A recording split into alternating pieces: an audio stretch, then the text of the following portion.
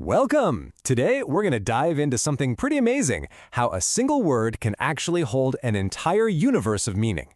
We're going to see how unpacking just one core concept can completely reshape not only a phrase we might say every single day, but our whole psychological outlook on life. So, a lot of us say, Alhamdulillah, all praises for God, probably multiple times a day. But have you ever really, truly stopped to think about what that phrase is doing to your mind, to your psychology? Because it's way more than just something you say out of habit. The sources we're looking at suggest it's actually a powerful tool for a deep mental and spiritual shift. Okay, so here's the game plan for this journey. First, we're going to move beyond the simple surface-level translations to get to the real depth.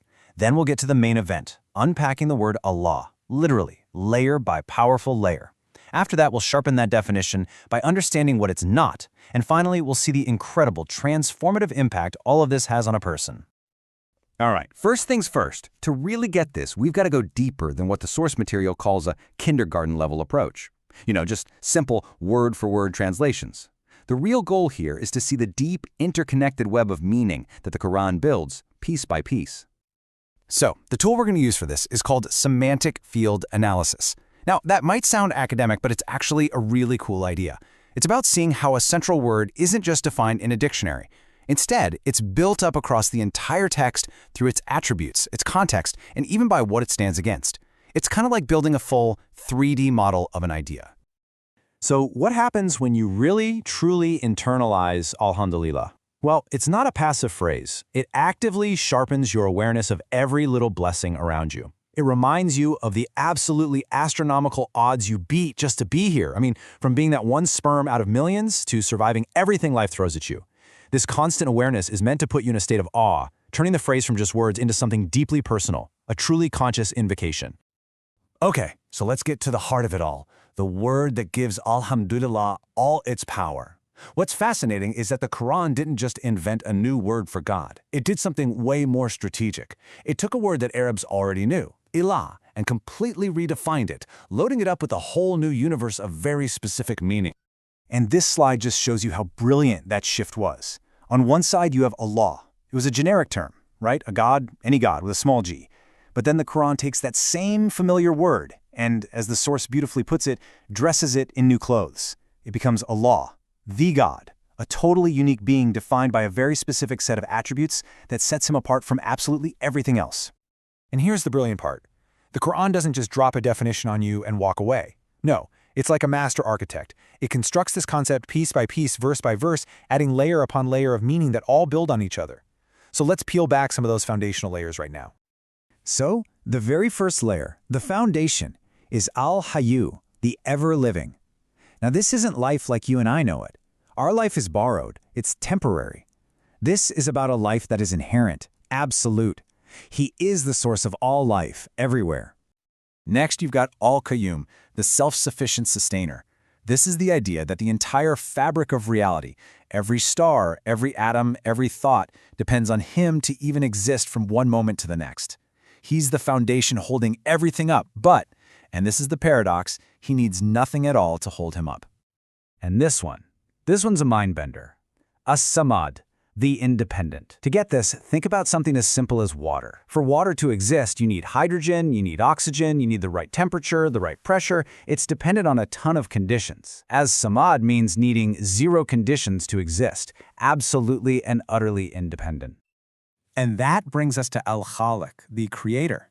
This attribute is a game changer because it unifies everything under one single source. There's no separate God for the sun and another for life. It's all from one creator. And what this does is it completely demolishes the myth of the self-made man.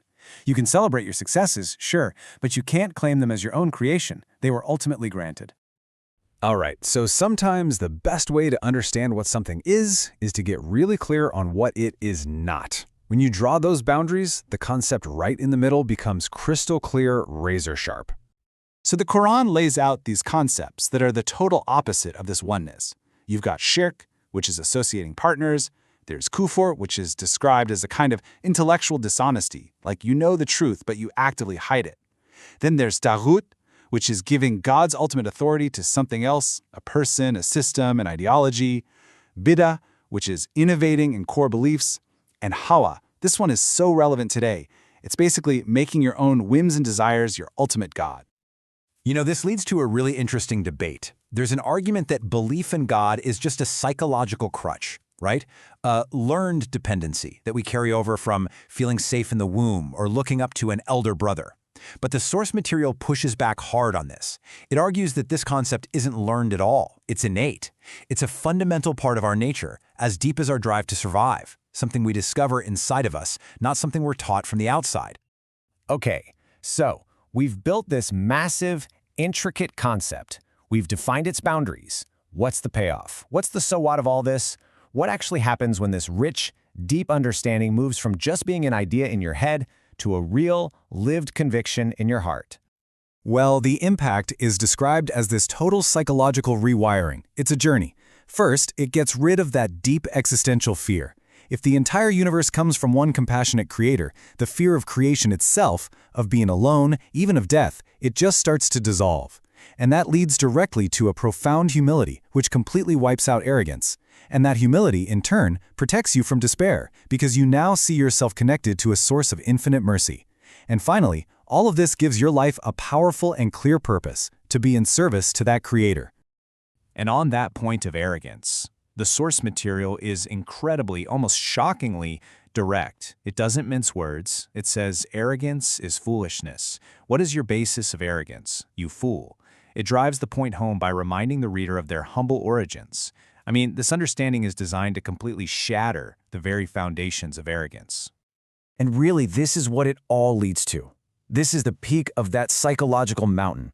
It's the deep, lived, felt internalization of this one simple idea, that God is sufficient for you, the absolute best manager of all your affairs.